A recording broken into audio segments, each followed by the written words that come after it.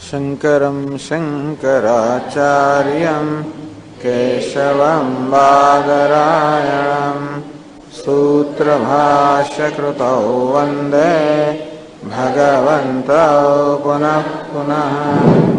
ईश्वरो गुरुरात्मेति मूर्तिभेदविभागिने व्योमवद्व्याप्तदेहाय दक्षिणामूर्तये नमः। नमः श्री शंकरानंद गुरुपादाम्बुजन्मने सविलासमहामोह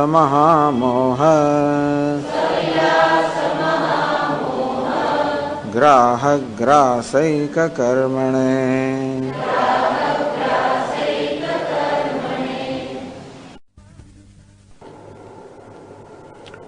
34वां श्लोक थी।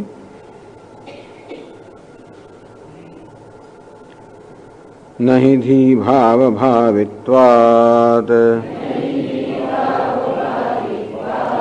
आभासोऽस्ति धियः पृथक् इति चेदल्पमेवोक्तम् धीरप्येवं स्वदेहतः देहे मृतेऽपि बुद्धिश्चेत् शास्त्रादस्ति तथा सति बुद्धेरन्यश्चिदाभासः प्रवेशश्रुतिषु श्रीश्रुतः।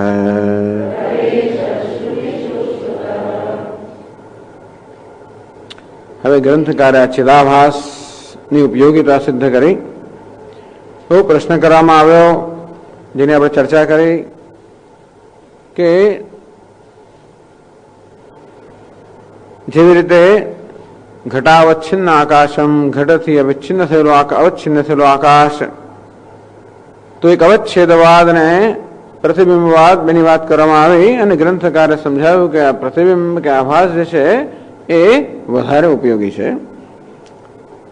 અને કારણ કે માત્ર અવચ્છેદ એટલે વસ્તુથી મર્યાદિત થવા પૂરતો, અને કારણ જો જીવ હોય તો બુદ્ધિથી અવચ્છિન્ન ચૈતન્ય, બુદ્ધિ પ્રદેશમાં રહેલું ચૈતન્યને જીવ કહેવાતું હોય તો ભીંત વગેરે ઘટપટ બધા પ્રદેશમાં રહેલા ચૈતન્ય પણ જીવ કહેવાવું જોઈએ તો નહીં. તો કે બુદ્ધિ તો સ્વચ્છ દ્રવ્ય છે, તો કે હા સ્વચ્છતા હોવી જોઈએ. એટલે કે ગમે તે પ્રદેશમાં રહેલું ચૈતન્ય જીવ ના કહેવાય, પરંતુ જ્યાં આત્માનું પ્રતિબિંબ પડતું હોય એટલે બુદ્ધિ કે સૂક્ષ્મ શરીર જે આત્માને પ્રતિબિંબિત કરે તો ત્યાં રહેલા ચૈતન્યને જીવ કહેવાય. આ પ્રકારે પછી આભાસ અને બિંબ, તો આભાસ અને બિંબમાં કોઈ તફાવત નથી. બિંબ કોને કહેવાય? જ્યાં પ્રતિબિંબ કરતા ઓછા થોડુંક પ્રતિબિંબના લક્ષણો ધરાવતું હોય એને, જે બિંબના થોડાક લક્ષણ ધરાવતા પ્રતિબિંબ કહેવાય, એવું સમજાવ્યું. તો જેવી રીતે આ ચિદાભાસ એને કહેવામાં આવે. ચિદાભાસ અર્થાત બુદ્ધિમાં પ્રતિબિંબિત ચૈતન્ય ચિદાભાસ, જેને આપણે જીવ કહીએ કે અહંકાર કહીએ, એમાં ચૈતન્યથી ઘણા ઓછા લક્ષણો હોય છે. સસંગત્વ વિકારાભ્યામ, તો ચૈતન્ય કૂટસ્થ હોય અને નિર્વિકાર હોય, અસંગ હોય. જ્યારે ચિદાભાસ તો સંગ સહિતનો છે, વિકારી છે. અને એ રીતે બિંબ લક્ષણહીનતા ચૈતન્ય કરતા લક્ષણહીન છે, ઓછા છે.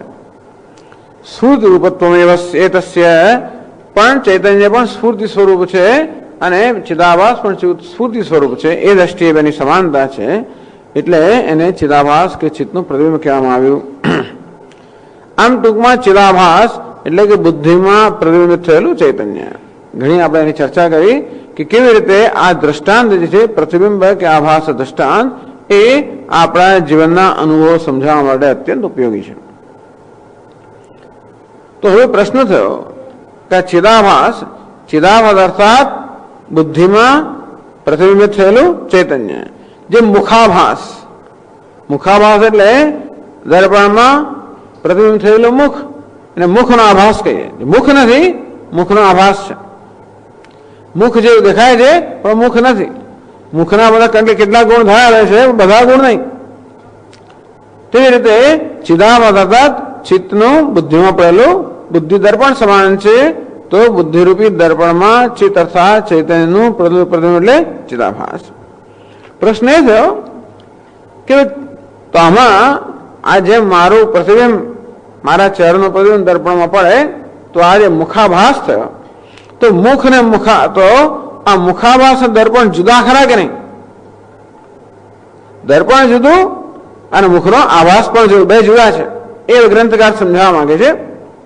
તો તેવી રીતે બુદ્ધિ અને બુદ્ધિનો પ્રતિબિંબ ચિદાભાસ કહીએ એ બે જુદા છે. એટલે પૂર્વ પક્ષ કર્યો 34મા શ્લોકમાં નહીં ધી ભાવ ભાવિત્વાત આભાસોસ્તિ ધીય પૃથક, કે જો ભાઈ જ્યાં સુધી દર્પણ હોય ત્યાં સુધી જ પ્રતિબિંબ હોય. ચિત્ર આપણા મુખનું દર્પણ ના હોય તો મુખનું પ્રતિબિંબ ના હોય, અને માટે દર્પણ અને મુખનું પ્રતિબિંબ બંને એક જ છે, જુદા નથી, એવો પ્રશ્ન કર્યો. તો તેવી રીતે જ્યાં સુધી બુદ્ધિરૂપી દર્પણ હોય ત્યાં સુધી ચિદાભાસ હોય, અને બુદ્ધિ ન હોય તો ચિદાભાસ ન હોય, અને માટે બુદ્ધિ અને ચિદાભાસ જુદા નથી. ધી ભાવ ભાવિત્વાત, જ્યાં ધી અર્થાત બુદ્ધિ હોય ત્યાં સુધી જ આભાસ ચિદાભાસ છે, બુદ્ધિ ન હોય તો ચિદાભાસ નથી. નહીં ધીય પૃથક અસ્થિ, અને માટે આ ચિદાભાસ બુદ્ધિ કરતા જુદો નથી. જેમ કે કોઈ કહે તેવી રીતે કે આ મુખનું પ્રતિબિંબ ચહેરાનું પ્રતિબિંબ આ અરીસા કરતા જુદું નથી. એની છે ટૂંકમાં બે હંમેશા સાથે હોવાના કારણે બે જુદા નથી, એવો પ્રશ્ન કર્યો. એક હોય તો બીજું હોય, એક ના હોય તો બીજું ના હોય, અને બે હંમેશા સાથે જ હોય. તેથી આ દર્પણમાં અને પ્રતિબિંબમાં કોઈ ફેર નથી, બંને એક સાથે જ છે, બંને એક જ છે, જુદા નથી. તો કે નહીં બંને સાથે હોય માટે જુદા ન હોય એવો નિયમ નથી. ધી અપીવમ સ્વદેહતઃ, આ સ્થૂળ દેહ હોય ત્યારે સૂક્ષ્મ દેહ હોય, અને સ્થૂળ દેહ ન હોય તો સૂક્ષ્મ દેહ ન હોય. તેથી એમ ના કહેવાય કે સ્થૂળ દેહ ને સૂક્ષ્મ દેહ એક જ છે. આપણી બુદ્ધિને પણ કોઈ સ્થાન આશ્રય જોઈએ. શરીર હોય તો બુદ્ધિ હોય, શરીર ના હોય તો બુદ્ધિ ના હોય. એટલે આપણો અનુભવ શું છે કે બુદ્ધિ અને શરીર હંમેશા સાથે હોય એવો અનુભવ છે, પણ બે સાથે છે માટે બે જુદા નથી એવો નિયમ નથી. એટલે પેલાના પ્રશ્ન ઉત્તર આવું થોડોક સીધે સીધો ઉત્તર આપવામાં ના આવ્યો. પેલા એ કહ્યું કે ભાઈ ચિદાભાસ અને બુદ્ધિ હંમેશા સાથે હોવાના કારણે એકબીજા કરતા જુદા નથી. એટલે જુદા છે એવું સીધું કહેવાના બદલે તો પછી બુદ્ધિ અને દેહ પણ જુદા નથી એવો ઉલટો ઉત્તર આપવો. તો પછી બુદ્ધિ અને દેહ પણ જુદા નથી.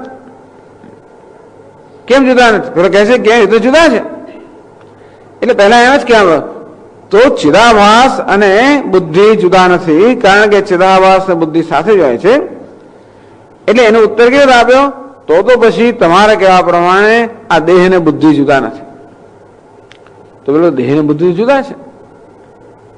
દેહે મૃતે બુદ્ધિશ્ચેત શાસ્ત્રાદસ્તિ તથા સતી. પેલો કે નહીં ભાઈ દેહ મરી જાય તો બુદ્ધિ રહે છે એવું શાસ્ત્રમાં કહ્યું છે, માટે દેહ ને બુદ્ધિ જુદા છે. એટલે એને ખબર ના પડી કે શેને માટે ઉત્તર આપવામાં આવ્યો. ટૂંકમાં આવું જેને કહેવામાં આવ્યું કે તમારે કહેવા પ્રમાણે દેહ ને બુદ્ધિ પણ જુદા ના હોવા જોઈએ. તો કે ના, દેહ ને બુદ્ધિ જુદા છે, ભલે આપણો અનુભવ ના હોય. ટૂંકમાં હંમેશા બુદ્ધિનો અનુભવ દેહ સહિત થતો હોવા છતાં પણ શાસ્ત્રમાં કહ્યું છે કે દેહનું મૃત્યુ થાય તો પણ બુદ્ધિનું અર્થાત સૂક્ષ્મ શરીરનું મૃત્યુ થતું નથી. સવિજ્ઞાન અભવતી. બૃહદારણ્યક ઉપનિષદમાં કહેવામાં આવ્યું કે આ જીવાત્મા જ્યારે સ્થૂળ દેહમાંથી વિદાય લઈ પ્રયાણ કરે ત્યારે વિજ્ઞાન સહિત એને વિજ્ઞાન થતું હોય છે. અર્થાત પછી ભવિષ્યના જન્મમાં કયા પ્રકારની ઉપાધિ પ્રાપ્ત થવાની છે, આ દેહમાંથી પ્રયાણ કર્યા પછી કયા પ્રકારની ઉપાધિને પ્રાપ્ત થશે એનું જ્ઞાન અહીં થતું હોય છે. કે હૃદયનો અગ્રભાગ છે તે એકદમ પ્રકાશ થતો હોય છે. પહેલા તો આ બધી જ્ઞાનેન્દ્રિયો કર્મેન્દ્રિયો બધી સૂક્ષ્મ શરીરમાં મળી જાય, અને પછી સૂક્ષ્મ શરીર વિદાય લે, હૃદયમાંથી વિદાય લે ત્યારે હૃદયના અગ્રભાગની અંદર એક પ્રકાશ થતો હોય. એને ત્યાં ભવિષ્યમાં જે ઉપાધિ પ્રાપ્ત થવાની છે એના દર્શન જીવાત્માને થાય. અને તેથી સ્વવિજ્ઞાન એ જ્ઞાન સહિત અહીંથી અહીં પ્રયાણ કરતો હોય છે. એટલે અહીંથી જયારે પ્રયાણ કરે તેને ખબર છે ક્યાં જવાનું છે, અને એથી એ જગ્યાએ પહોંચે, ગંતવ્ય સ્થાન પર પહોંચે. તો વિજ્ઞાન ક્યારે થાય? બુદ્ધિ હોય ત્યારે છે. ટૂંકમાં બુદ્ધિ સહિત, બુદ્ધિની અંદર આ જ્ઞાન સહિત અહીંથી પ્રયાણ કરે છે એવું શાસ્ત્રમાં કહેલું છે. એ બધું સિદ્ધ થાય છે કે મૃતદેહ તો અહીંયા રહી ગયો, અને છતાં પણ આ મૃતદેહમાંથી પ્રયાણ કરનાર કંઈક બીજી હસ્તી છે જેને આપણે સૂક્ષ્મ શરીર કહીએ કે બુદ્ધિ કહીએ, અને તેથી આ સ્થૂળ શરીર કરતા બુદ્ધિ જુદી છે એવું શાસ્ત્રના વર્ણન પરથી સિદ્ધ થાય છે. એમ પેલો કહે છે એ કે તમે કહો છો કે બુદ્ધિ દેહ કરતા જુદી, તો કેવું નથી. બુદ્ધિ દેહ કરતા જુદી છે. કેમ? કારણ કે ઉપનિષદનું એ પ્રમાણે કહેલું છે. ઇત્યાદિ શુદ્ધિ સિદ્ધત્વાત ન અસત્વમિતિ ભાવ. અને આ દેહનું મૃત્યુ થાય ત્યારે સૂક્ષ્મ દેહનું મૃત્યુ થતું નથી, બુદ્ધિનું મૃત્યુ થતું નથી. બુદ્ધિ તો રહેતી હોય છે, જીવંત રહે છે, અને બીજા સ્થૂળ દેહમાં જાય છે. એવું પેલા ઉત્તર આપે. તથા સતી જેવું હોય નનુ શ્રુતિ બલાત દેહાદરિકતા બુદ્ધિ અભ્યુપગમ્ય દે છે. તો શાસ્ત્રે કહ્યું છે માટે આ સ્થૂળ દેહની જુદી બુદ્ધિ છે એવું જો આપ સ્વીકારતા હો તો શાસ્ત્ર કહે છે એ પ્રમાણે આ બુદ્ધિ કરતા ચિદાભાસ જુદો છે એ પણ સ્વીકારવો પડશે. તથા સતી બુદ્ધે અન્ય ચિદાભાસ પ્રવેશ શ્રુતિ સુશ્રુત.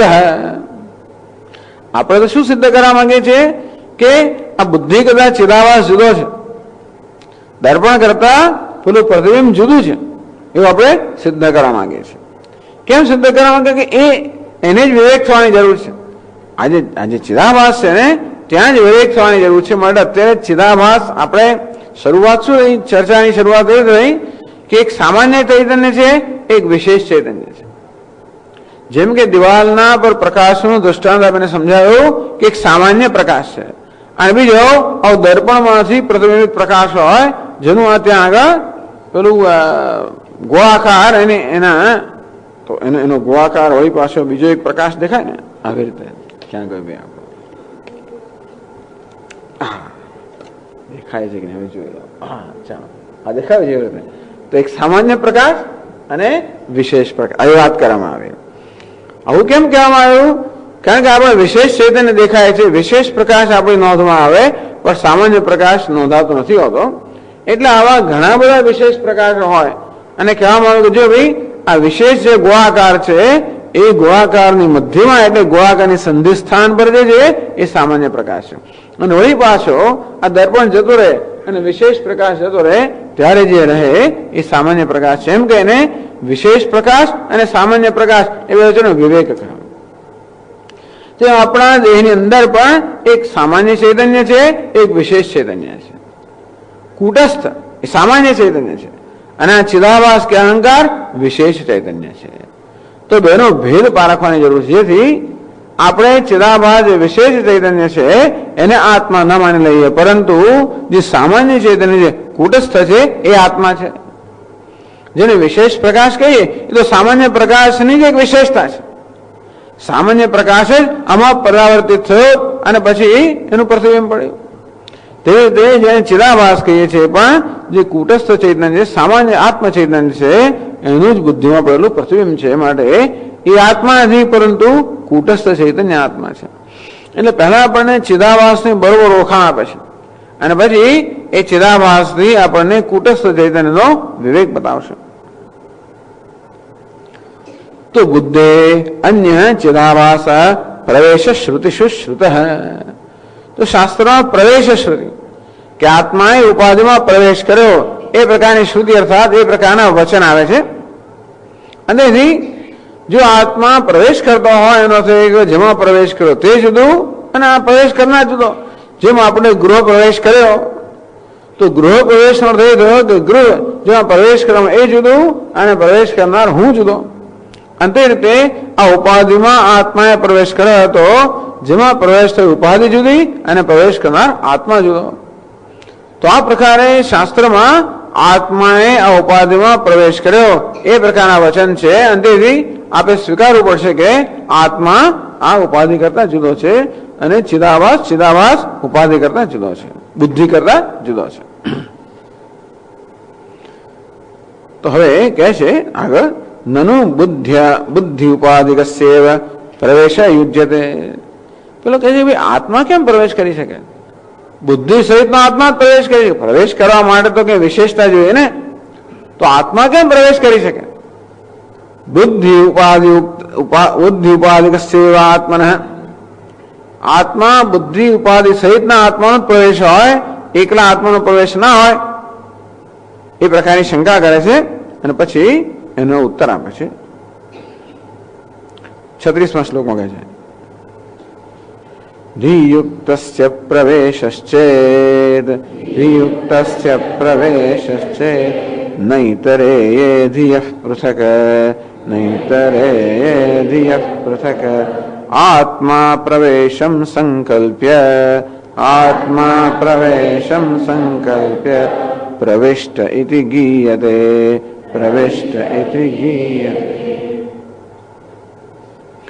धीयुक्तस्य प्रवेश चेत, जो आप कहता हो कि धी अर्थात बुद्धि युक्त, बुद्धि सारे संयोजाયેલો, बुद्धि परिचय થયેલો કે બુદ્ધિમાં જોડાયેલો આત્માનો પ્રવેશ છે, એકલા આત્માનો પ્રવેશ નથી એમ જે આપ કહેતા હો તો ન. અમારો ઉત્તર છે કે એ પ્રકાર નથી. અહીં કરે ધિયઃ પૃથક આત્મા સંકલ્પ્ય પ્રવેશમ સંકલ્પ્ય પ્રવિષ્ટ ઇતિ ગીયતે. ઐતરેય ઉપનિષદ નામનું ઉપનિષદ છે, એમાં ગીયતે, એમાં સ્પષ્ટ કહેવામાં આવે છે, ઐતરેય શ્રુતો બુદ્ધિ અતિરિક્તસ્યૈવ પ્રવેશ શ્રવણાત. તો ઐતરેય ઉપનિષદમાં બુદ્ધિ કરતા જુદો આત્મા છે એને પ્રવેશ કર્યો. ધ્યેય પૃથક બુદ્ધિ કરતા જુદો. પ્રવેશન સંકલ્પ્ય, પ્રવેશનો સંકલ્પ કરીને જુદો ઉભો છે આત્મા જાણે, એવી કથા છે. ઐતરેય ઉપનિષદમાં કથા છે કે આત્મા જાણે કે આ ઉપાધિ કરતા જુદો છે અને પછી સંકલ્પ કરે છે કે હું આમાં પ્રવેશ કરીશ, અને પછી પ્રવેશ કર્યો ઇતિ ગીયતે. આ પ્રકારે ઉપનિષદમાં કહેવામાં આવ્યું છે. અને તેથી આત્મા જુદો છે અને બુદ્ધિ જુદી છે. એ બેનો ભેદ, કારણ કે બુદ્ધિ બહુ સૂક્ષ્મ છે અને બુદ્ધિને જ આત્મા માનવામાં આવે છે. બુદ્ધિ અર્થાત બુદ્ધિમાં પ્રતિબિંબિત ચૈતન્યને આત્મા માનવામાં આવે છે. અને એટલે હવે આ વિવેકની જરૂર છે કે બુદ્ધિને આત્માને જુદા પાડવામાં આવે છે. એ બંનેનો વિવેક કરવા માટે બંનેને જુદા પાડવામાં આવે છે કે બુદ્ધિના આત્મા એક નથી. બુદ્ધિ જુદી છે, એમાં પ્રવેશ કરનાર આત્મા જુદો છે. અરીસો જુદો છે, એમાં પ્રવેશ કરનાર મારો ચહેરો જુદો છે. તો આ ચહેરાએ અરીસામાં પ્રવેશ કર્યો એવી કથા આવે છે. જાણે કે હું અહીંયા ઉભેલો હોઉં અને અરીસાને જોઉં કે અરીસાનો ઉપયોગ શું મારા સિવાય. તેથી એમ સંકલ્પ કરીને હું અરીસામાં પ્રવેશ કરું. એટલે શું કરું? આમ પ્રવેશ કરો, જે હોય તો પ્રવેશ કરો. તેવી રીતે આત્માએ સંકલ્પ કર્યો અને એને પ્રવેશ કર્યો. એ કથા 37મા શ્લોકમાં કહે છે, કથન્વિદમ સાક્ષ દેહમ મદ્રુતે સ્યાદિતીરણાદ વિદાર્ય મૂર્ધસીમાનમ પ્રવિષ્ટ સંસરત્યયમ.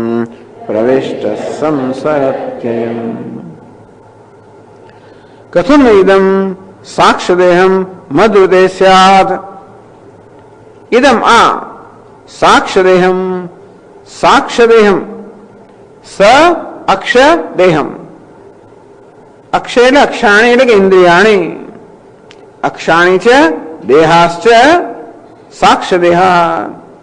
ઇન્દ્રિયો અને દેહ બે મળીને એટલે આખું ઇન્દ્રિયો દેહ સહિત ને સાક્ષદેહ કહેવામાં આવે. તૈ સહવર્તતે સાક્ષદેહમ. ઇન્દ્રિયો અને દેહની સાથે જે વિદ્યમાન છે એને સાક્ષદેહ કહેવામાં આવ્યું. એટલે કે ટૂંકમાં ઉપાધિ. ઇદમ જડજાતમ, આ ઉપાધિ. મદ્રુતે ચેતનમ મામ વિહાય કથમ नु સ્યાત. હું જે ચેતન છું એના વગર આ ઉપાધિ કેવી રહી શકે, કેવી હોઈ શકે. એથી કથા આવે છે ઐતરેય ઉપનિષદમાં કે આત્માએ પહેલા તો આખી મૂડી એવી કથા આવે કે પહેલા એક આત્મા વા ઇદમ એક એવાગ્રાસિત નાન્યત કિંચન મિશદ, તો કે આ સૃષ્ટિના પ્રારંભમાં અર્થાત જગતનું સર્જન થયા પહેલા આ એકમાત્ર આત્મા હતો, બીજું કઈ નહોતો. પછી સાઈક્ષત એને સંકલ્પ કર્યો લોકાનનું સૃજાય તે, ચલો હું લોકનું સર્જન કરું. એમ કરીને પૃથ્વી અને સ્વર્ગ અને પાતાળ એવું લોકનું સર્જન કર્યું. પછી કે લોકનું, લોક એટલે કે આ બધા રહેવાના સ્થાન, એનું સર્જન થયું.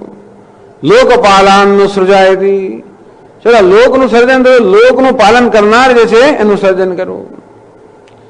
એમ કરીને એ પરમાત્માએ પંચમા ભૂતમાંથી એક આખો એક મોડો પુરુષના આકારનો એક ઉપાધિ બનાવી અને એ વિરાટ પુરુષ બન્યો, હિરણ્ય ગર્ભ કે વિરાટ પુરુષ બન્યો. અને એમાંથી જુદા દેવતાઓ ઉત્પન્ન થયા. એ વિરાટ પુરુષના ચક્ષુમાંથી સૂર્ય દેવતા ઉત્પન્ન થયા, એની વાણીમાંથી અગ્નિ દેવતા ઉત્પન્ન થયા, એના કાનમાંથી દિગ દેવતા ઉત્પન્ન થયા. એમ કરીને એના ઘ્રાણની વાયુ દેવતા ઉત્પન્ન થયા. એમ કરીને આ બધા દેવતા ઉત્પન્ન થયા. એ દેવતા ઉત્પન્ન થયા જે બધાને પછી પેલા સંસાર સમુદ્રમાં ડુબાડી દેવામાં આવ્યા, બોલવામાં આવ્યા. ટૂંકમાં બધા બિચારા સંસારી બની ગયા, ભૂખ અને તરસ વાળા બની ગયા. તો હવે આ દેવતાઓ આપણે સ્થાન બનાવવાની જરૂર છે. તેથી આ દેવતાઓ તો બનાવે બધા, પણ એમને યોગ્ય સ્થાન હોવું જોઈએ. તેથી પરમાત્માએ દેવતાઓને યોગ્ય સ્થાન માટે જુદા જુદા શરીર બનાવવા માંડ્યા. પહેલા એમના માટે ગાયનું એક શરીર બનાવ્યું અને કહ્યું દેવતાઓ કે લો, તો દેવતાઓ કે નહીં નહીં, અમારા માટે આ પર્યાપ્ત નથી, બરોબર નથી. ત્યારે ઘોડાનું શરીર બનાવ્યું. અહીંયા દેવતાને કહ્યું જો આ લો, તો કે નહીં નહીં, આ પણ બરોબર નથી. પછી એમ કરતા કરતા મનુષ્યનું શરીર બનાવ્યું. કે એનો અર્થ એ છે કે આમ કરતા કરતા કેટલા શરીરો બનાવ્યા છે. જેનું ઉત્ક્રાંતિ આપણે કહીએ ઉત્ક્રાંતિ, છેવટે મનુષ્યનું શરીર બન્યું. અને ત્યારે દેવતાઓ ખુશ થયા કે સુકૃતમ વાવ પુરુષ વાવ સુકૃતમ, કે હો આ પરમાત્મા બહુ સુંદર શરીર બનાવ્યું મનુષ્યને. એમનું કે હા અમારા માટે આ પર્યાપ્ત છે. તો પરમાત્મા કે ચાલો ત્યારે હવે તમારા શરીરમાં પ્રવેશ કરો, પોતપોતાના સ્થાન લઈ લો. એટલે વળી પાછા સૂર્ય દેવતા આ ચક્ષુમાં પ્રવેશ કર્યો, વાયુ દેવતાએ ઘ્રાણમાં પ્રવેશ કર્યો, અગ્નિ દેવતાએ મુખમાં વાણી બનીને પ્રવેશ કર્યો. એમ બધા દેવતાએ પોતાનું સ્થાન લઈ લીધું. તો પેલા ભૂખ અને તરસ કે અમને કઈ સ્થાન મળવું જોઈએ. ત્યારે ભાઈ ભગવાન કે ચાલો આ બધા દેવતાઓ સાથે તમને જોઈ દઉં છું. ટૂંકમાં આ બધાને ભૂખ અને તરસ હશે. અને તેથી એ લોકો જયારે કશું ખાશે ત્યારે તમને સંતોષ થઈ જશે. તો એ ખોરાક જોઈએ. તો ચાલો હવે ત્યારે અન્નમ, હવે આપણે એને અન્નમ સૃજાઈ, હવે હું તો અન્નને બનાવું. પંચમા ભૂતમાં એક પિંડ બનાવ્યો, જે અન્ન કહેવામાં આવ્યો. અન્ન બન્યું, અનન્નને આ દેહની સમક્ષ રાખવામાં આવ્યું, જીવાત્માની સમક્ષ. તો પેલું ભાગવા માંડ્યું. અન્ન તો કોઈને પોતાને કોઈ ખાઈ જાય તો ના જ હોય ને, એ તો ભાગવા માંડ્યું. ભાગવા માંડ્યું એટલે પછી આ જે જીવાત્મા છે એને વાણી દ્વારા અન્નને પકડવાની ઈચ્છા કરી, પણ પકડી ના શક્યો. જો વાણી દ્વારા અન્નને પકડ્યું હોત તો ખાલી મેં ખાધું એ કહેવાથી જ ભૂખ પેટ ભરાઈ ગયો, પેલું નથી થતું. આંખ દ્વારા અન્નને પકડવાની ઈચ્છા કરી પણ ના પકડાયું. જો પકડાઈ ગયો હોત તો મેં જોયું, મેં લાડુ જોયો, એ પછી મારું પેટ ભરાઈ ગયો હોત, પેલું ના થયું. આમ જુદી જુદી ઇન્દ્રિયો દ્વારા પેલા અન્નને પકડવાનો પ્રયત્ન કર્યો, પરંતુ અન્ન પકડાયો નહીં. અને છેવટે આ મુખમાં જે અપાન વાયુ છે એ દ્વારા અન્નને પકડવાનો પ્રયત્ન કર્યો અને અન્નને પકડી શક્યો. એટલે અત્યારે પણ પ્રાણીઓ પોતાના મુખથી અપાન વાયુ દ્વારા અન્નને પકડીને અંદર ઉતારી શકે છે. અન્ન તૈયાર કરો, આ બધું તૈયાર થયું. આમ આખી ઉપાધિ તૈયાર થઈ ગઈ. સહીક્ષત, પછી એ પરમાત્માએ વળી પાછો વિચાર કર્યો. કથન નો ઇદમ મદૃતે સ્યાદ, જેમાં કહેવામાં આવ્યું કથન નો ઇદમ મદૃતે સ્યાદ. આ સાક્ષ દેહમ, આ ઇન્દ્રિયો સહિતની ઉપાધિ તૈયાર થઈ ગઈ.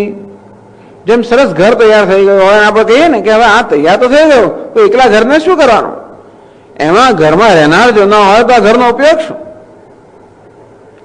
તો ઘરની ઉપયોગિતા ત્યારે સિદ્ધ થાય જ્યારે એનો ઉપભોગ કરનાર કોઈ હોવો જોઈએ. ઉપભોગની વસ્તુની ઉપયોગિતા ક્યારે સિદ્ધ થાય? એનો ઉપભોગ કરનાર કોઈ હોય ત્યારે. અંતે રીતે આ દેહ તો બન્યો, આપણી ઇન્દ્રિયો બની, જ્ઞાનેન્દ્રિયો, કર્મેન્દ્રિય બધું બન્યું. કથન નિદમ મદૃતે સ્યાત, આખો જે પિંડ છે એ મારા વગર કઈ રીતે રહી શકશે? અર્થાત મારા વગર એ શું ઉપયોગિતા છે?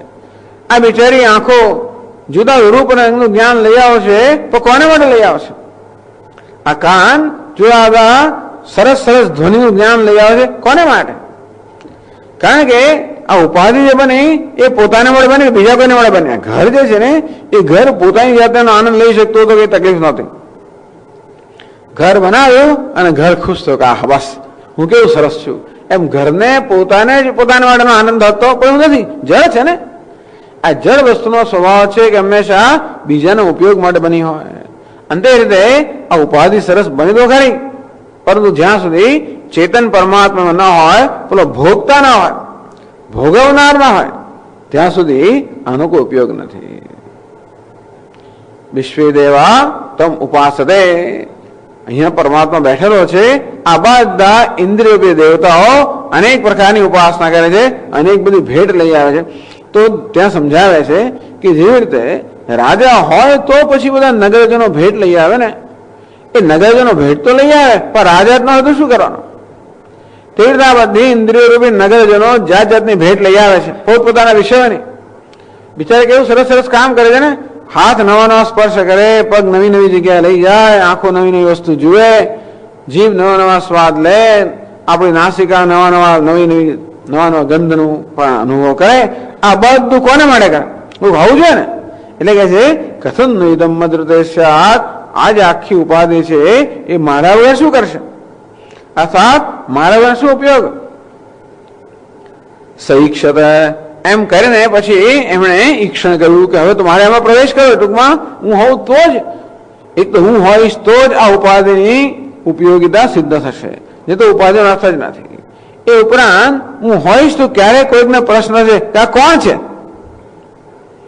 એટલે એક તો આ બધી જ્ઞાનેન્દ્રિયો, કર્મેન્દ્રિયો જે પોતપોતાના વિષયોનો બધી ભેટ લાવે છે, એ ભેટનો અનુભવ કરનાર, એનો આનંદ લેનાર કોઈક હોવો જોઈએ, તો આ લોકોની ભેટ લાવેલી સાર્થક થાય. એ ઉપરાંત આવી રીતે આ બધું ભોગવનાર કોઈ હશે તો ક્યારેક પ્રશ્ન છે કે આ કોણ છે? અને તો પછી પરમાત્માને જાણનાર છું કે તો મને કોઈ જાણશે ને, લોકો મને જાણશે નહીં.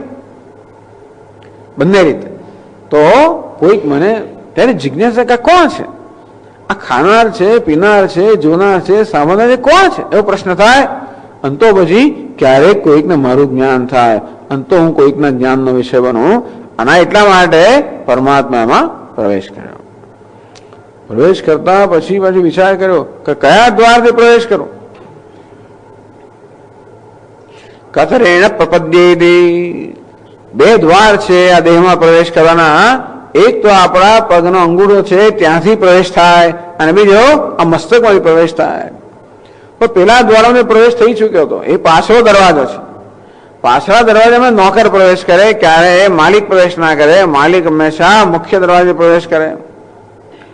તો એ બે જણ છે, એક તો આ ચેતન પરમાત્મા છે અને બીજો એનો સેવક છે. કોણ? તો પ્રાણ એનો સેવક છે. તો સેવક પ્રાણ છે એ નીચેના દરવાજે પ્રવેશ કર્યો. એટલે પરમાત્મા કહે છે હું તો મુખ્ય દરવાજે પ્રવેશ કરીશ, અને તો હું આ મુખ્ય એટલે સહિતમેવ સીમાનો વિધાર્ય એ તયા દ્વારા પ્રાપદ્યત.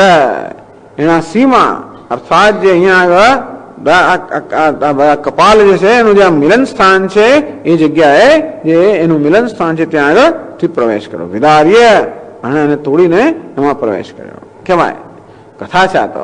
એટલે એ રીતે ઈશ્વરે પરમાત્માએ ઉપાધિમાં પ્રવેશ કર્યો, અને ત્યારે ઉપાધિ ચેતનવંતી બની, અને ત્યાર પછી એની ઉપયોગિતા સિદ્ધ થઈ. અને તેથી કોઈકની જિજ્ઞાસા થાય કે આમાં રહેલો ચૈતન્ય કોણ છે? અને તો આવી ચર્ચા થાય. નહીં તો ચર્ચા થાય જ કેવી રીતે? અત્યારે જે ચર્ચા થઈ રહી છે ચર્ચાનો અવકાશ જ ના હોત જો પરમાત્માએ ઉપાધિમાં પ્રવેશ ન કર્યો હોત. પણ આમાં કહેવાનો ભાવ એ છે કે બુદ્ધિ સાક્ષ દેહમ ઇદમ, આ ઇન્દ્રિય અને અંતઃકરણ સહિતની ઉપાધિ બધા દેવતાઓમાં બધું જ આવી જાય. એટલે બધું જ્ઞાનેન્દ્રિયો, કર્મેન્દ્રિયો, અંતઃકરણ આ બધું બની ગયું અને પછી પરમાત્માએ પ્રવેશ કરો.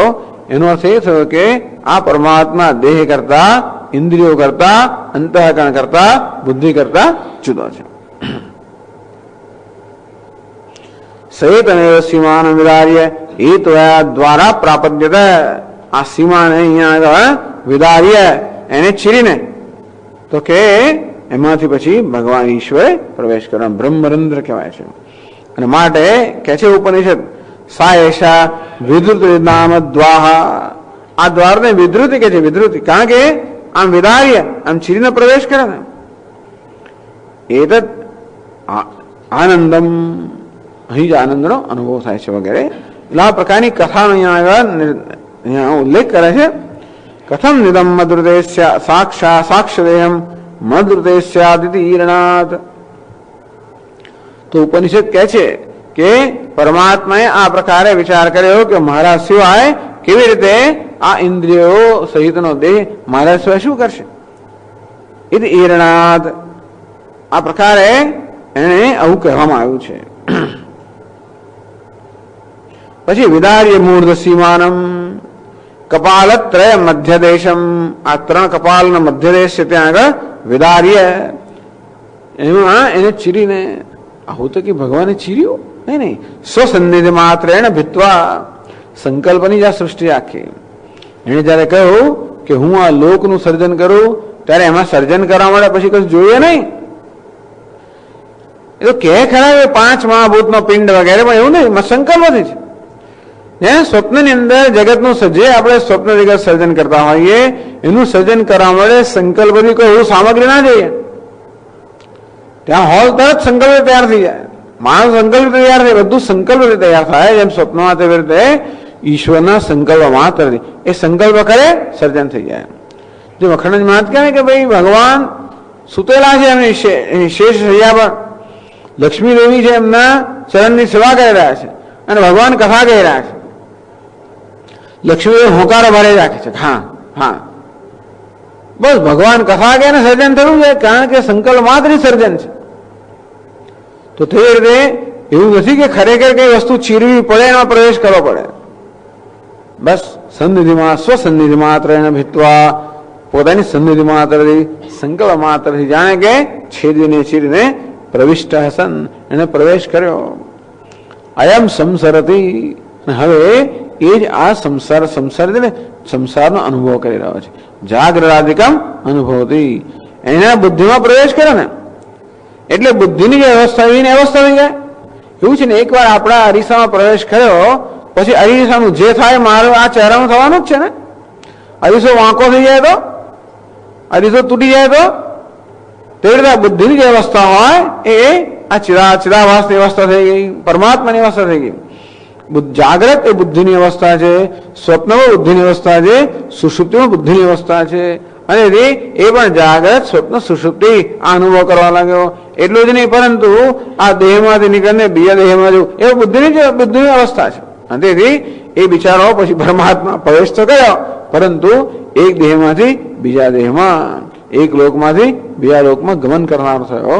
આ રીતે હવે એને પ્રવેશ કરીને સંસરતી એ સંસારનો અનુભવ કરે છે. નનુ અસંગસ્ય આત્મના પ્રવેશ પ્રયુક્ત. અરે આપ તો કહો છો કે આત્મા અસંગ છે, કશા સાથે જોડાયેલો નથી, નિર્વિકાર છે.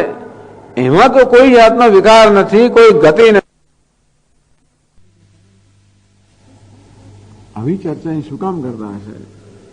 આ ચર્ચા એટલે આ બધા એ પોતે જે કહેવા માંગે છે એક તો એક કે જો અહીં જે કહેવાયું છે બધું શાસ્ત્રના આધારે કહેવાયેલું છે.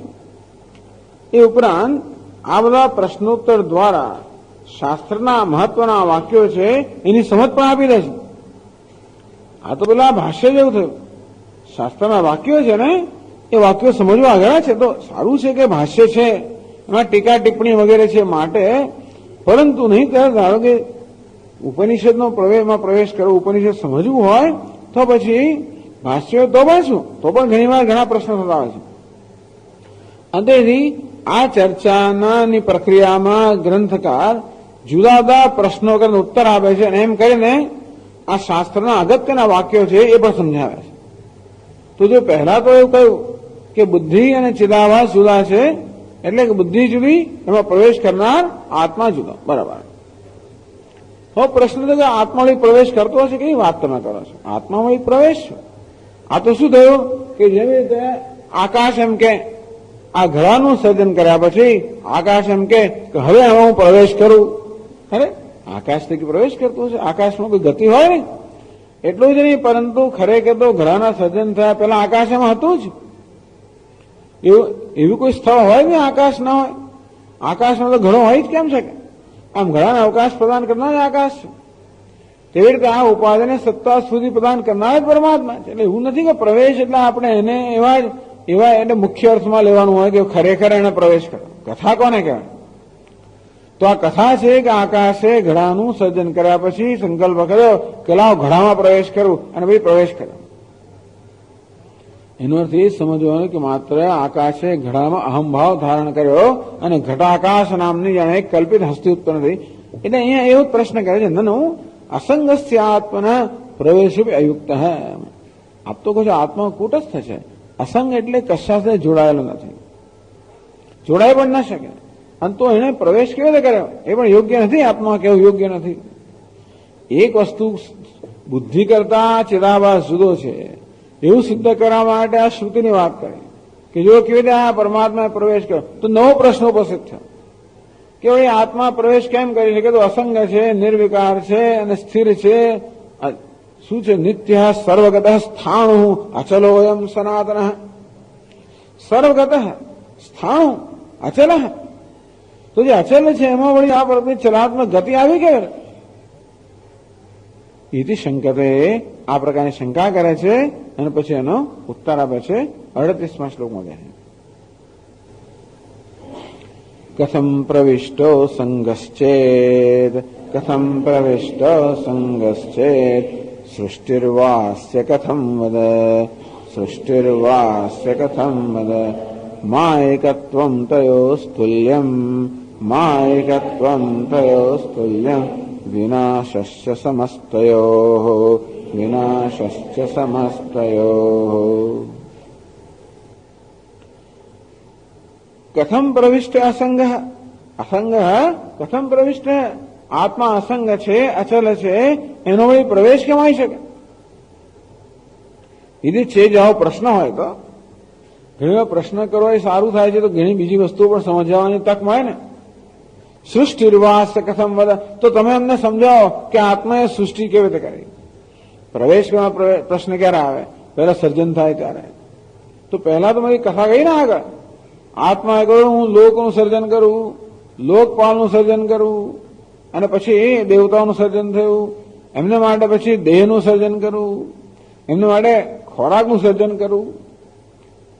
આ બધું સર્જન થયા પછી ઉપાધિ રચાય ને, પછી પ્રવેશ થયો. પેલો પ્રશ્ન પૂછે છે કે આત્મા પ્રવેશ કેમ કરી શકે? તો ઉત્તર આપવામાં આવ્યો કે આત્મા સર્જન પણ કેમ કરી શકે? જે કૂટસ્થ છે, અસંગ છે, નિર્વિકાર છે, એ સર્જન એની મારા હાથ પર ક્યાં ચલાવે? સર્જન કરવા માટે કશું કરવું તો પડે ને. જે નિમિત્ત કારણો, જેમ કુંભારો એને કંઈક તો કરવું પડે ને. હાથથી ચાકડાથી કંઈક કરો, અરે રોટલી બનો તો કંઈક તો કરવું તો પડે ને. હાથ પગ ક્યાં એની પાસે? અસંગ છે ને. અને સર્જન એની પાસે કઈ બીજી વસ્તુ પણ નથી. એવું પણ નથી કે ભાઈ આપણી પાસે રોટલી બનાવે તો લોટ પણ હોય અને પછી એની કણેક બનાવવાનું બધું કરો, બરોબર છે, પણ એવું હોવું જોઈએ ને, ઉપાદાન કારણમાં હોવું જોઈએ. ઈશ્વર તો એક અદ્વિતીય નાન્યત કિંચન મિશત આત્મા વા એક એવાગ્ર આસીદ ઇદમ એવાગ્ર આસીદ નાન્યત કિંચન મિશત. આ સર્જનની એટલે જગત એની સૃષ્ટિ પહેલા એક અદ્વિતીય આત્મા જ હતું, બીજું કઈ નહોતું. તો એક અદ્વિતીય હોય એ વળી સર્જન કરી કેમ શકે? છતાંય કથા કઈ ને સહીક્ષત લોકાન સૃજાયતી, આવું બધું. એટલે કથા છંદો કે ઉપનિષદ કે બધા ઉપનિષદ કથા કહેતા હોય છે. તો તમે આ પ્રવેશને સમજવામાં જો તકલીફ પડતી હોય તો એથી વધારે તકલીફ તો આ સર્જનમાં તમને પડવી જોઈએ કે આ સૃષ્ટિ કેવી રીતે કરી? સૃષ્ટિર્વાસ્ય કથમ વદ અસ્યાત્મન સૃષ્ટિ કથમ તો કે માયકત્વમ તો કે ભાઈ સર્જન તો માયા કે છે, માયાથી કર્યું. ખરેખર સર્જન કર્યું નથી, પોતાની માયાથી સર્જન કર્યું. અર્થાત માયાથી આ જગતનો એક આખો જાણે કે દેખાવ ઉત્પન્ન કર્યો. જેવી રીતે પેલું જાદુગર પોતાના જાદુથી આખા એક સર્જન જાણે કે દેખાવ ઉત્પન્ન કરે, તે રીતે પરમાત્માએ પોતાની માયાથી આવા સમષ્ટિ માયાથી જાદુથી આ જગતનો દેખાવ ઉત્પન્ન કર્યો, કે ખરેખર નથી કર્યો. ઉત્તર આપ્યો. સારું, તો તયોસ્તુલ્યમ, આ પ્રવેશ પણ એમ જ માનેલો, પ્રવેશ પણ માયાથી જ માનેલો. ખરેખર કોઈ પ્રવેશ નથી, પણ માયાથી પ્રવેશ કર્યો. માયાથી એટલે જાણે પ્રવેશનો દેખાવ કર્યો. ઇદમ ચોદ્યમ સૃષ્ટિઓપી સમાનમ, તમે જે પ્રશ્ન કર્યો એ સૃષ્ટિમાં પણ એટલો જ લાગુ પડે છે. સૃષ્ટિ વા અસ્ય કથમ, સૃષ્ટિ કરતું માયિકત્વાદ બોલો ઉત્તર આપે છે કે સૃષ્ટિ કરનાર છે તો માયાવી છે, અને તેથી માયાથી સૃષ્ટિ રચી, કે સાચે સાચી રચી નથી. સાચે સાચી રચી તો આ પ્રશ્ન થાય કે આમ કેમ કરું, પેલું કેમ ના કરું, કર્યું છે જ ક્યાં? પણ આ રાત દોરડું છે, સાપ જ કેમ દેખાવે, માયા કેમ ના દેખાય? જે જોવો એ દેખે. જો હોય તો પ્રશ્ન છે ને, સાપ હોય તો તમારો પ્રશ્ન ઉત્તર આપવો પડે કે સાપ જ કેમ છે, એવું છે ને. એટલે માયિકત્વાદ તો ઈશ્વરે માયાથી સર્જન કર્યું. સૃષ્ટિ કરતો હું માયિકત્વાદ ન દોષ. તમે કહો છો એ પ્રકારનો દોષ અહીં લાગુ નથી પડતો, કે અસંગ આત્માએ પ્રવેશ કેમ કર્યો એવો દોષ અહીં લાગુ એટલા નથી પડતો, કે અસંગ આત્માએ સર્જન કેમ કર્યું એ પ્રશ્ન ઉત્તર તો કે માયા. બસ, તો આનો ઉત્તર પણ એવો છે કે માયાથી એને પ્રવેશ કર્યો.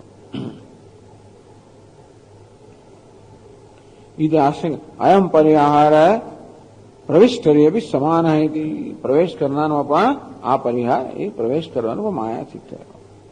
માયિકત્વમ તયો તુલ્યમ, અંતેથી આ સૃષ્ટિ અને પ્રવેશ બંને કેવું છે? માયિક છે, સાચું નથી. એટલે કથા જ છે ટૂંકમાં. એવું શા પરથી કહો છો કે આ સર્જન પણ માયિક છે અને પ્રવેશ પણ માયાથી છે? એ શા પરથી કહો છો? અને એવો માયિકત્વ હેતુ સમાન. કેમ માયિક છે? વિનાશસ્ય સમસ્તયો, કારણ કે જે માયાથી જન્મેલું હોય એ માયાને જયારે લપેટી લેવામાં આવે ત્યારે સર્જન પણ લપેટાઈ જાય. ખરું ને?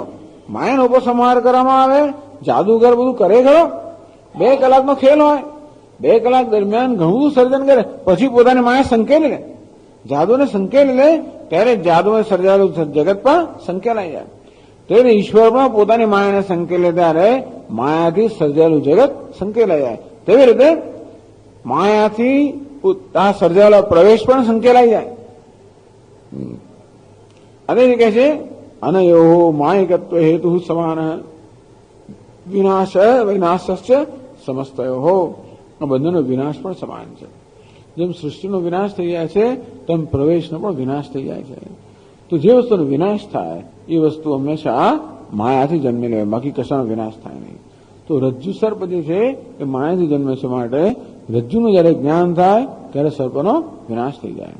અને તે રીતે જયારે કુટસ્થ આત્માનું જ્ઞાન થાય ત્યારે પેલા ચિદાભાસ અને પ્રવેશ બધાનો વિનાશ થઈ જાય. તો આ પ્રકારે સમજાવે છે કે આનો વિનાશ સર્જન માયાથી થયો. સર્જન જો સાચું હોત તો વિનાશ ના થાત. એને સત્ય કહેવાય જેનો વિનાશ ના થાય. જેનો વિનાશ થાય એવું સત્ય ના હોય. આ જગતનો પ્રલયમાં વિનાશ થઈ જાય છે ને, અને માટે એ સત્ય નથી. એમ કરીને ગ્રંથકાર હવે આપણને સમજાવે છે કેવી રીતે આ પ્રવેશ છે, આ જીવાત્મા ચિદાભાસ, એ ચિદાભાસ માયિક છે, કારણ કે ચિદાભાસનો નાશ થઈ જાય છે. તો ક્યાં નાશ થાય છે? ચિદાભાસનો, જીવાત્માનો, અહંકારનો નાશ થઈ જાય છે. માટે અહંકાર કે ચિદાભાસ કેવો છે? માયિક, એટલે કે માયાનું સર્જન છે. અહંકાર જો વાસ્તવિક વસ્તુ હોત તો ક્યારે નાશ ના થાત. એને સત્ય કહેવાય જેનું ક્યારે બાધ ન થઈ શકે, જેમાં કોઈ વિકાર ન હોય.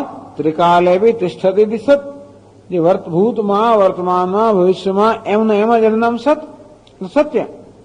તો જો જીવાત્મા કે ચિદાભાસ સત્ય હોત તો ક્યારે એનો વિનાશ થાત જ નહીં, પણ વિનાશ થાય છે એ બતાવે છે કે સત્ય નથી, અર્થાત એ માયાનું સર્જન છે. તો જેવી રીતે આ જગતનો પણ વિનાશ થાય છે પ્રલય વખતે, અથવા તો એનો બાધ થાય જ્ઞાનથી, તેવી રીતે આ ચિદાભાસનો પણ બાધથી વિનાશ થાય છે. એ કથા આગળ કહે છે, પ્રજ્ઞાન ગણ એવ એતેભ્ય ભૂતેભ્ય સમુત્થાય તાની એવ અનુવિનશ્યતિ ન પ્રેત્ય સંન્યાસ્તિ ઇતિ.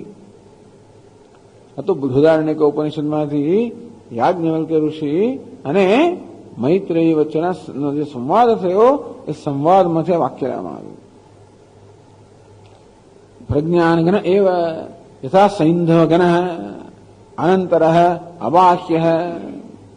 જેવી રીતે પેલો મીઠાનો એક ગાંગડો હોય, એ અંદર ને બહાર બધે મીઠું ને મીઠું જ છે, કઈ નથી બીજું. તે રીતે આત્મા કેવો છે? પ્રજ્ઞાન ઘન એવ, માત્ર પ્રજ્ઞાન, માત્ર ચૈતન્ય છે. અનંતર અબાહ્ય પ્રજ્ઞાન ઘન એવ. પેલું સૈંધવ ઘન, આ કેવો છે? પ્રજ્ઞાન ઘન. પેલું ખાલી જેમ મીઠું જ છે, મીઠા સિવાય કઈ નથી. રીતે આત્મા કેવો છે? પ્રજ્ઞાન ઘન, ચૈતન્ય છે, માત્ર ચૈતન્ય છે. એ ચૈતન્ય પ્રવેશ કરે છે, જેમ બતાવ્યું ને, આ પંચમા ભૂતમાંથી બનેલી ઉપાધિમાં પ્રવેશ કરે છે, અર્થાત અહમ ભાવ સ્થાપિત કરે છે. એમ કરીને જાણે કે જીવાત સંસરતી અયમ, અને પછી આ જેમ ઉપાધિની અવસ્થા બદલાય તો એની અવસ્થા જાણે બદલાય કરતી હોય, અને તેથી જાગ્રત સ્વપ્ન સુષુપ્તિ જન્મ મૃત્યુ જરા વ્યાધિ સુખ દુઃખ જે બધી ઉપાધિની અવસ્થા છે એ પ્રકારે પેલા જીવાત્માની અવસ્થા જાણે થતી હોય આત્માની, એ પ્રકારે સંસાર અનુભવ કરે છે. એતેભ્ય ભૂતેભ્ય સમુત્થાય તાની એવ અનુવિનશ્યતિ. આ પંચમા ભૂત છે, એ પંચમા ભૂતમાં અહમ ભાવને કારણે એ જીવાત્મા બની ગયો. તાની એવ અનુવિનશ્યતિ. અને જયારે પંચમા ભૂતનો વિનાશ થાય ત્યારે આ જીવાત્માનો વિનાશ થાય છે. ન પ્રેત્ય સંન્યાસથી, એ કોઈ મૃત્યુ થાય, આમાંથી પ્રયાણ થાય, પછી કોઈ પ્રકારની સંજ્ઞા કે કોઈ પ્રકારની ચેતના રહેતી નથી. ઇતિ ઔપાધિક રૂપસ્ય વિનાશિત્વ. તો આ ઔપાધિક જે આત્મા છે એનો વિનાશ થાય છે. એટલે આ પ્રકારે હવે આપણને આ વિવેક મુખ્ય વિષય પર આવ્યો ગ્રંથકાર. કેવી રીતે ચિદાભાસ આત્મા નથી, કારણ કે ચિદાભાસનો વિનાશ થાય છે, જીવાત્માનો વિનાશ થાય છે. કેવી રીતે એ સમજાવે છે શ્રુતિમાં, અને પછીના શ્લોકોમાં એ ફરી આપણે પછીના ક્લાસમાં જોઈશું. ઓમ પૂર્ણમદ પૂર્ણમિદમ પૂર્ણાત પૂર્ણમુદચ્યતે પૂર્ણસ્ય પૂર્ણમાદાય પૂર્ણમેવાવશિષ્યતે. ઓમ શાંતિ શાંતિ શાંતિ. શંકરં શંકરાચાર્યં કેશવં બાદરાયણં सूत्रभाष्यकृतौ वन्दे भगवन्तौ पुनः पुनः. ईश्वरो गुरुरात्मेति मूर्तिभेदविभागिने व्योमवद्व्याप्तदेहाय दक्षिणामूर्तये नमः. ॐ शान्ति शान्ति शान्तिः. हरिः ॐ. श्री गुरुभ्यो